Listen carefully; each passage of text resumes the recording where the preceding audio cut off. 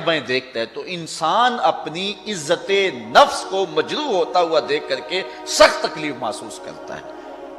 تو اس حوالے کے ساتھ جو ہے بالخصوص جو تبلیغ کرنے والے ہیں ان کو اس بات کا اہتمام اور التزام کرنا چاہیے کہ جو لوگ سننے آئے ہیں، جو لوگ بات سمجھنے آئے ہیں، ان کی تذلیل نہ کریں۔ اگر کسی کو نیند کا جھٹکا آ گیا ہے تو کسی اچھے طریقے سے اس کو بیدار کیا جا سکتا ہے، نہ کہ پورے مجمع میں اس پر انگلی اٹھا کے اس کو مشخص کر کے اس کو رسوا کر دیا جائے۔ کس کو ضروری کام کے لیے جانا پڑ گیا ہے تو اس کی تذلیل کر دی جائے، یہ اللہ کے رسول کا قطعاً طریقہ نہیں تھا۔ آقا کریم علیہ السلام محبت کا درس دینے آئے تھے، اور یہ عموماً ہماری مساجد کے اندر بھی رواج ہے۔ بعض کا ایسا ہوتا ہے کہ بندہ جو ہے وہ مساجد میں آ کر کے گھبرا جاتا ہے کہ میں کہاں آ گیا ہوں۔ آج کل ایک مصیبت ہے کہ موبائل کو اگر آپ کھول لیں تو وہ بند کرنا یاد نہیں رہتا، اور اگر بند کر لے تو اس کو کھولنا یاد نہیں رہتا۔ ہر بندے کی کوشش تو یہی ہوتی ہے کہ وہ نماز میں کھڑا ہونے لگا ہے تو موبائل بند کر لے، لیکن کبھی ایسا بھی ہو جاتا ہے کہ وہ بند نہیں کر پاتا، تو بعض کا تو حالت نماز میں بیل آ جاتی ہے، اور جس کے موبائل پہ بیل آ رہی ہوتی ہے وہ سخت پریشان ہوتا ہے اور عجیب اس کے لیے حالت ہوتی ہے۔ لیکن جب سلام پھرتا ہے تو سارے نمازی جس طرح اس کی طرف دیکھتے ہیں اور اس کو جس طرح وہ کوستے ہیں، اور دو چار آدمی بول پڑتے اور اس انداز سے اس کی تذلیل کرتے ہیں کہ وہ سوچتا ہے کہ اگر زمین میں جذب ہونے کا موقع ملے تو میں جذب بھی ہو جاؤں، میں اس بھری بزم کے اندر رسوا ہو رہا ہوں۔ حالانکہ اسے پتا ہے کہ یہ ایک غلطی ہو گئی ہے اور سستی کی وجہ سے ایسا ہوا ہے، قصداً اس نے ایسا نہیں کیا۔ اللہ کے محبوب کا قطعاً یہ طریقہ نہیں۔ آقا کریم تشریف لائے تو مسجد نبوی کے اندر ایک بدو، ایک دیہاتی جو آداب نہیں جانتا تھا، وہ مسجد کے صحن کے اندر پیشاب کرنے کے لیے بیٹھ گیا۔ صحابہ اس کی طرف دوڑے تو آقا کریم نے فرمایا رک جاؤ، اب وہ بیٹھ گیا تو اس کو کر لینے دو، اور جب چلا جائے گا تو اس کے کیے پہ پانی بہا دینا۔ یہ نہیں دیکھیے کہ ایک شخص اگر پیشاب بیٹھ گیا اور وہ بھی مسجد میں بیٹھ گیا تو آقا کریم نے فرمایا کہ داہو، چھوڑ دو اسے، کچھ نہ کہو اس کو، اب بیٹھ گیا تو اس کو کر لینے دو۔ اور ہمارا حال یہ ہے کہ ہمارے موبائل پہ اگر بیل بھی آ جائے تو یقین جانے اتنی مصیبت بنتی ہے۔ خود میرے ساتھ یہ ایک مرتبہ ایسا ہوا، لاہور کی ایک مسجد میں میں نماز پڑھنے کے لیے رکا اور موبائل پہ آ گئی بیل، اور یہ جو بیل کرنے والے ہیں وہ بھی حکم یہ ہے کسی گھر کا دروازہ 3 مرتبہ کھٹکھٹائیں، اگر آگے سے جواب نہ آئے تو واپس آ جائیں۔ تو یہ بھی ایک دروازے کی صورت ہے، 3 مرتبہ کسی کو بیل کریں، اگر کوئی نہیں آگے سے اٹینڈ کرتا تو بس کر لیں۔ تو بعض لوگ پھر جان ہی نہیں چھوڑتے اور عجیب صورتحال بن جاتی ہے، اور ادھر سے نمازی اور عجیب سی کیفیت۔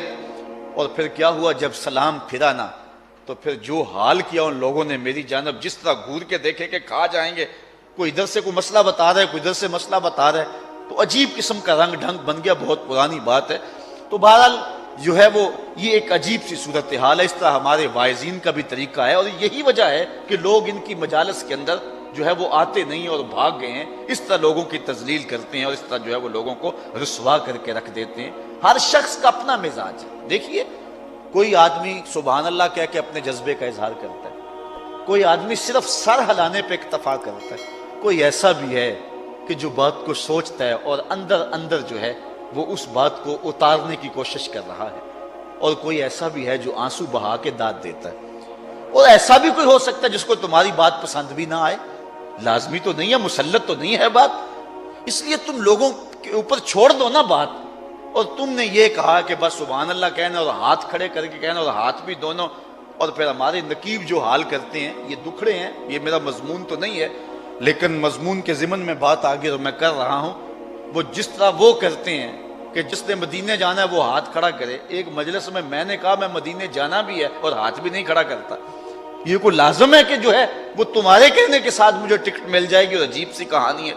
تو یہ عجیب ایک صورتحال بنی۔ ہم نے اس کلچر کو بدلنے کی کوشش کرنی ہے، اس ماحول کو بدلنے کی کوشش کرنی ہے، اور میں اس حدیث کے ضمن میں یہ ساری تشریحات رکھی ہیں کہ حضور اگر کسی شخص کو کچھ کہنا بھی ہوتا، اس کی کچھ غلطی بھی ہوتی اور ٹوکنا بھی ہوتا، تو حضور فرماتے ما بال اقوام یفعلون کذا و کذا، قوم کو کیا ہو گیا ہے کہ وہ ایسے ایسے کرتے ہیں۔ تو حضور اس شخص کا نام نہ لیتے، اس کو مشخص نہ کرتے، تو اس کو رسوا نہ کرتے۔ یہ آقا کریم کا طریقہ ہے۔ اگر ہماری اصل تقریر ہمیں کرنی نہیں آتی، غصہ مجمع پہ جاڑ رہے ہیں، بات کرنے کا ڈب ہمیں نہیں ہے اور روب لوگوں پہ ڈال رہے ہیں۔ کوئی اٹھ کے جا رہا ہے، بھئی کیوں اٹھ کے جائے؟ کوئی اقبال کہتا ہے شاعر کی نوا ہو کہ مغنی کا نفس، جس سے چمن افسردہ ہو وہ باد سحر کیا۔ تمہیں کہنے کی ضرورت کیا ہے کہ کہو سبحان اللہ؟ سبحان اللہ تو دل سے پھوٹے نا، روح بھی پکار کے کہے اللہ اکبر۔ بات تو تب ہے نا، مزہ تو تب ہے نا۔ تم دھکے سے ڈنڈے سے کہلوا رہے ہو سبحان اللہ، بات تو یہ نہیں ہے۔ بات جو روح سے نکلتی ہے پھر اس کا سرور ایسا ہی ہے۔ اور لازمی نہیں ہے کہ سبحان اللہ زبان سے نکلے، کبھی لولو بھی سبحان اللہ کہہ رہا ہوتا ہے، کبھی اشک بھی ڈھل کر کے جھرنے پھوٹ پھوٹ کے سبحان اللہ کہہ رہے ہوتے۔ ہر شخص کا اپنا ایک تیور ہے، اس کا اپنا ایک انداز ہے۔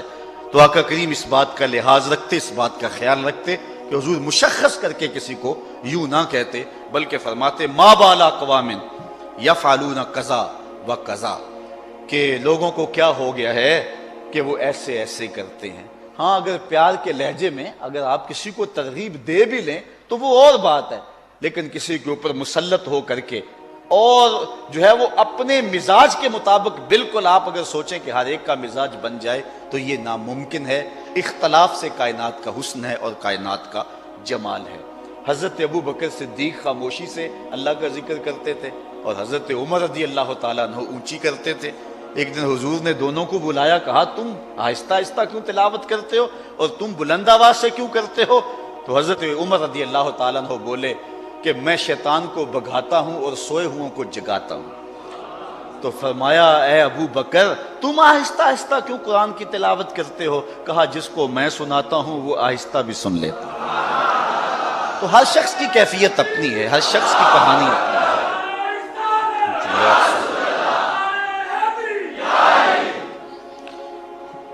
اچھا، ان کبیرہ گناہوں میں سے ایک کبیرہ النمیمہ، چغلی۔ غیبت اور چغلی الگ ہے۔ غیبت یہ ہے کسی کا عیب بیان کر دیا جائے، اس کے پس پشت، اور نمیمہ چغلی یہ ہے کہ کسی شخص نے کسی کے بارے میں کوئی بات کہی اور آپ اس سے بات لیتے ہیں اور جا کے اس کے منہ میں ڈال دیتے ہیں، اس شخص کو کہتے ہیں تیرے بارے میں یہ کہہ رہا ہے، یہ ہے نمیمہ، اور یہ انتہائی بری خصلت ہے۔ اللہ قرآن میں سورہ القلم کے اندر ارشاد فرماتا ہے وَلَا تُطِعْ كُلَّ حَلَّافٍ مَّهِينٍ هَمَّازٍ مَّشَّاءٍ بِنَمِيمٍ۔ یہ چغل خور ولید بن مغیرہ کی خصلت ہے، چغل خوری، اور اللہ نے اس کے ساتھ اس کو منسوب کیا کہ جھوٹی قسمیں کھانے والا اور چغلی کرنے والا ہے۔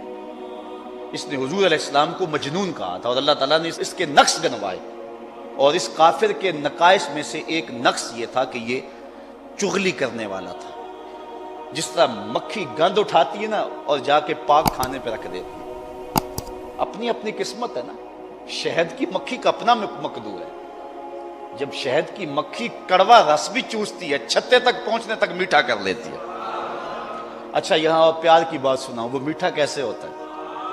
علامہ رومی کہتے ہیں کہ جب وہ اڑتی ہے تو میرے محمد پہ درود پڑتی ہے، درود پڑھو نا تو منہ میٹھا ہو جائے گا، درود پڑھو تو منہ میٹھا ہو جائے گا۔ اللہ اکبر۔ اچھا مجھے یہاں درود کے حوالے سے ایک بات یاد آ گئی۔ ہمارے ایک بزرگ ہوئے ہیں مولانا ابو النور محمد بشیر صاحب، آپ کے سیالکوٹ کے۔ اللہ نے سیالکوٹ کو بڑے تحفے دیے، یہ علامہ عبد الحکیم علیہ رحمہ کا شہر ہے، کتنا اعزاز ہے، کتنی تکریم ہے شہر کو۔ تو انہوں نے ایک بڑی خوبصورت بات کہی، چونکہ بڑے جو ہے وہ مزاحیہ انداز ان کا تھا۔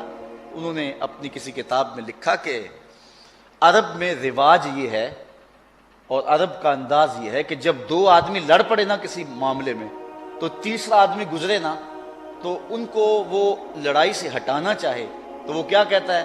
صلی علی محمد، صلی علی محمد، حضور پر درود پڑھو، لڑتے کیوں ہو درود پڑھو۔ ان کا غصہ ٹھنڈا ہو جاتا ہے جب کہنا صلی علی محمد، ان کا غصہ ٹھنڈا ہو جاتا ہے۔ تو مولانا ابو نور علیہ رحمہ فرماتے ہیں، کہتے ہیں یہ نسخہ ہاتھ میں آ گیا، کسی کا غصہ ٹھنڈا کرنا ہونا تو اس کو کہیں صلی علی محمد۔ کل قیامت کا دن ہوگا نا، ہمارے گناہوں پر اللہ کو غصہ آیا نا، ہم کہیں گے اللہم صلی علی محمد، تو اللہ کا غصہ ٹھنڈا ہو جائے گا۔ اللہ اکبر۔ حضور پہ درود پڑھا کر۔ اور آج کل تو درود کی ضرورت ہی بڑی ہے۔ کچھ اور لوگ ہیں جو بارود والے ہیں اور ہم درود والے ہیں۔ درود کی خوشبو کی ضرورت ہے، بارود کی بدبو کی ضرورت نہیں ہے۔ اس وقت درود پھیلے گا تو وطن میں امن کا نور آئے گا، اس لیے ضرورت ہے کہ حضور پہ کثرت سے درود پڑھا جائے۔ اللہ اکبر۔ تو شہد کی مکھی چلتی ہے اور حضور پہ درود پڑتی ہے، اور چھتے تک آتے آتے وہ شہد میٹھا کر لیتی ہے، وہ کڑوا رس میٹھا کر لیتی ہے، اور دوسری مکھی گندگی پہ بیٹھتی ہے، ایک جگہ سے گندگی اٹھاتی ہے اور دوسری جگہ پہ لا کے رکھ دیتی ہے۔ چغل خور بھی اس مکھی کی طرح ہے، ایک جگہ سے گندگی اٹھاتا ہے اور دوسری جگہ پہ رکھ دیتا ہے اور لڑائی اور فساد بپا کر دیتا ہے۔ لیکن سلو کرانے والا شہد کی مکھی کی طرح ہے، کڑوا رس چوسا، دوسرے کو کہا یار وہ تو تیرے بارے میں جذبات ہی بڑے اچھے رکھتا ہے، واپس آتے آتے اس نے اس کڑوی باتوں کو میٹھا بنا لیا، اور پھر اس نے کہا اچھا پھر میں ہی غلطی پہ ہوں، اگر وہ میرے بارے جذبات یہ رکھتا ہے تو پھر میں غلطی پہ ہوں، میں توبہ کرتا ہوں، میرا اس کو سلام کہہ دینا۔ تو محبت پیدا ہو گئی۔ تو جو چغل خور ہوتا ہے، جو نمام ہوتا ہے، یہ انتہائی بدترین شخص ہے۔